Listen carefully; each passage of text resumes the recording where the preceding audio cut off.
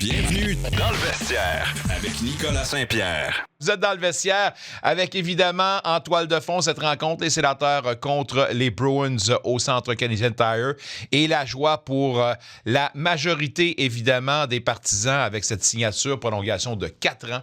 Shane Pinto, un membre des Sénateurs jusqu'à la saison 2029-2030. En compagnie de Jean-François Chaumont pour poursuivre la discussion hockey. Jean-François Chaumont de LNH.com. Jean-François, tout d'abord, ta réaction suite à cette signature, prolongation, et ça devient maintenant un dossier, un gros dossier de réglé pour les Sénateurs. Shane Pinto à 7,5 pour 4 ans, une aubaine pour l'organisation? Un bon coup, mais c'est le 4 ans. C'est quand même une bonne entente aussi pour Shane Pinto. On n'a pas réussi à le convaincre d'y aller pour du 7-8 ans, ce qui aurait 8 ans aurait été le maximum permis. Mais Shane Pinto se développe comme un très bon deuxième centre, un joueur complet, capable de jouer en infériorité numérique, capable de jouer contre les meilleurs trios de l'équipe adverse, qui marque des buts également. Si Pinto devient dans un avenir rapproché un marqueur de 30 buts, à 7 millions et des poussières, on parlera d'une bonne entente pour les Sénateurs d'Ottawa. Sur le NNH.com, vous y êtes allé de votre sélection des Super 16, l'état des forces, on va le dire comme ça. Je vais t'avouer que j'ai été un peu surpris par votre sélection. Non pas que le top 3 composé de Colorado, New Jersey, Dallas, Montréal 7e, mais dans ce lot du top 16, vous n'avez pas inclus les Sénateurs d'Ottawa. Comment en êtes-vous venu à cette conclusion, Jean-François? Écoute, c'est un vote qui est fait par tous les membres de LNH.com. Je vais pas me péter les bretelles, mais j'avais inclus les Sénateurs dans le bas. Par contre, dans le coin de 14 ou 15 pour les Sens. Je trouve que c'est une équipe qui a manqué de constance depuis le début de l'année, a eu de très bons flashs et de moins bons. Mais les Sénateurs devraient cogner à la porte prochainement. Gros match ce soir contre les Bruins de Boston qui arrivent tout feu, tout flamme avec 7 victoires d'affilée.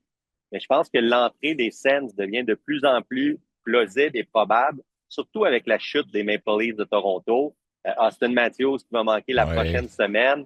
J'ai vu quelques matchs en fin de semaine dernière à Toronto contre les Bruins justement et contre les Hurricanes. Puis Craig Berube commence à perdre patience avec la structure défensive des Maple Leafs. Certains joueurs étoiles qui ne semblent pas adhérer à son style de jeu, même si c'est la deuxième saison sous l'ère Berube.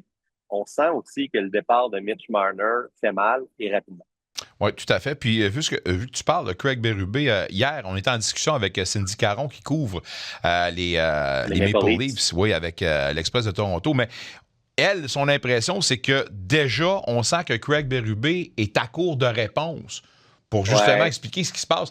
Quand tu arrives à ce point-là pour un entraîneur, souvent on dit qu'il y en a plus d'affaires qu'il en reste à faire, là, mais je ne suis pas rendu là, mais quand même surprenant là, que Craig Berube soit encore une fois à la cour de solutions. Puis on a vu aussi quelques matchs où William Nylander n'était pas impliqué à 100%. Ça l'a irrité grandement Craig Berube. Est-ce qu'il y a de la grogne qui s'installe tranquillement, pas vite, dans le vestiaire des Leafs? Mais en partant, tu perds Mitch Marner, un gars qui t'avait donné 100 points l'an dernier.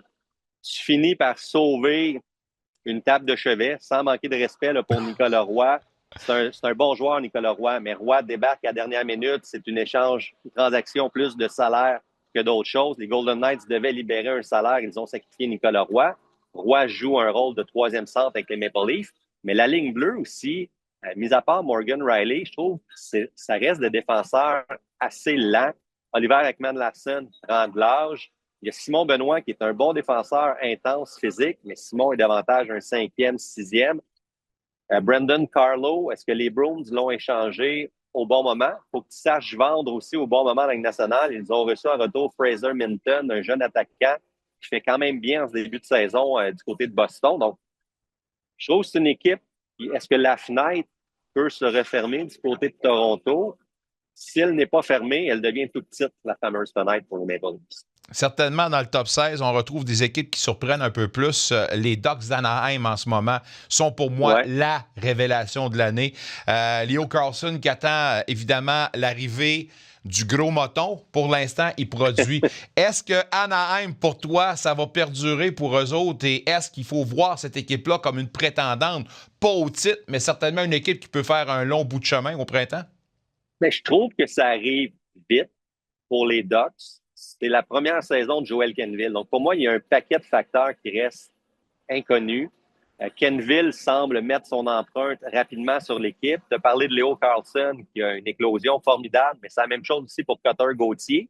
Ouais. Mais tu as quand même ajouté des vétérans. Tu as amené Chris Kreider, qui va aider les jeunes joueurs. L'an dernier, ils avaient acquis Jacob Trouba, qui était le capitaine du côté des Rangers. Donc, tu as une bonne dose d'expérience pour encadrer tes plus jeunes joueurs. Est-ce qu'ils vont maintenir cette cadence jusqu'à la fin de l'année? J'ai des réserves, j'ai des doutes. Mais juste de voir les Ducks comme une équipe prétendante, aspirante pour une participation aux séries, c'est déjà un gros pas dans la bonne direction pour les Ducks d'Anaheim. Oui, des beaux noms comme Troy Terry puis Mason McTavish, envoyez donc.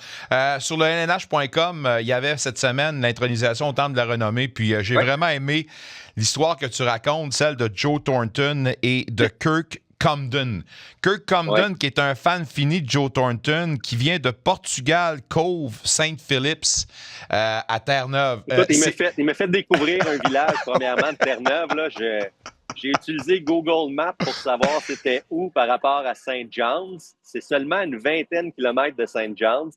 Mais la petite histoire de ce partisan était quand même... Il faut savoir, le dimanche, c'est une journée questions-réponses pour les partisans avec les futurs intronisés pour le Temple de la Renommée. Ça, c'est une initiative qui a vu le jour en 1999 à la demande de Wayne Gretzky. Gretzky était intronisé et il voulait trouver une façon de remercier les partisans. Il a dit, c'est parfait, mais moi, j'aimerais ça qu'on instaure cette tradition-là. Chose qu'on fait maintenant depuis 1999. L'homme en question de Terre-Neuve vient pour poser une question à Joe Thornton, puis avant de poser la question, il raconte rapidement sa mésaventure, comme quoi son vol qui partait de St. John's a été retardé de 10 heures, a fini par faire escale du côté d'Ottawa pour finalement arriver à Toronto plusieurs heures plus tard. Puis avant de finir la question, Joe Thornton débarque du podium, s'en va lui faire un câlin pour lui dire « Merci, j'apprécie ta présence ». Puis le partisan en question avait un chandail des Bruins, il avait quelques items, puis Thornton lui a fait signe à la fin, je viens de voir, on prendra du temps pour des photos, signer des autographes. Donc, tu voyais le côté humain de Joe Thornton. Puis je me suis entretenu avec l'homme en question de Terre-Neuve. Puis en plus de son retard, à la veille de son départ, il devait partir tôt le matin. Il s'est dit que je vais aller dormir. Il voulait aller dormir chez ses parents parce qu'il habite tout près de l'aéroport. La température là, à Terre-Neuve, ça peut changer rapidement. Je ne sais pas si vous avez déjà mis les pieds à Terre-Neuve, là, mais il y a de gros vents souvent. Puis il a fini par prendre le clos, la voiture dans le fossé en parcourant seulement une 20aine de kilomètres pour aller chez papa, maman.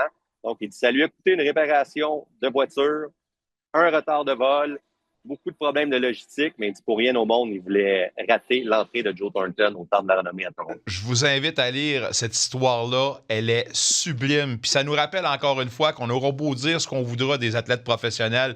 Oui, c'est des millionnaires, puis oui, c'est ci, puis des ça, puis du monde pouponné, mais il y en a qui n'ont jamais oublié d'où il vient, puis Joe Thornton fait certainement partie de cette catégorie-là.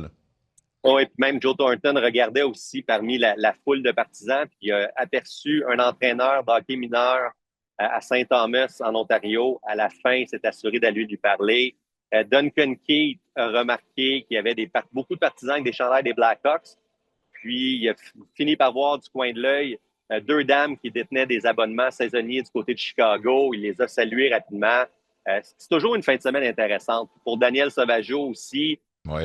Danielle, quand on parle de bâtir, elle rentre dans la catégorie de bâtisseuse. C'est la première femme, mais je pense que c'est la définition même. Elle, quand elle était tout petite, elle rêvait de jouer au hockey. Elle rêvait d'avoir des patins, un bâton, comme tout le monde. On lui disait, ben c'est plate, mais tu peux pas parce que tu es une jeune fille. Sa mère lui avait dit, mais qu'est-ce que je peux faire pour aider? C'est une phrase qu'elle a toujours gardée en tête. Qu'est-ce que je peux faire pour aider? Puis l'entraîneur avait dit, ben écoute, tu pourrais remplir les bouteilles d'eau puis placer les rondelles, les entraînements dans le coin de la patinoire. Fait qu'elle disait qu'ironiquement, elle se destinait à être derrière le banc parce que c'est ce qu'elle faisait quand elle était toute petite, à remplir des bouteilles. Puis plusieurs années plus tard, bien, les portes qui se fermaient s'ouvrent devant elle, probablement les portes les plus prestigieuses du hockey, le Temple de la Renommée. Oui, chapeau à elle, c'est pleinement mérité. En deux périodes, en regardant le match que vous regardez, ben allez lire évidemment les histoires de Jean-François Chaumont sur LNH.com. Bon match ce soir à Montréal, Jean-François. Merci du temps que tu nous accordes. On se dit à très bientôt. Un plaisir. Puis là, je descends pour un autre collègue. Il y a un petit chin, un petit toast à François Gagnon. Qui lui aussi fait son entrée avec le prix Elmer Ferguson. Vous l'avez bien connu dans la région de Ottawa-Hall.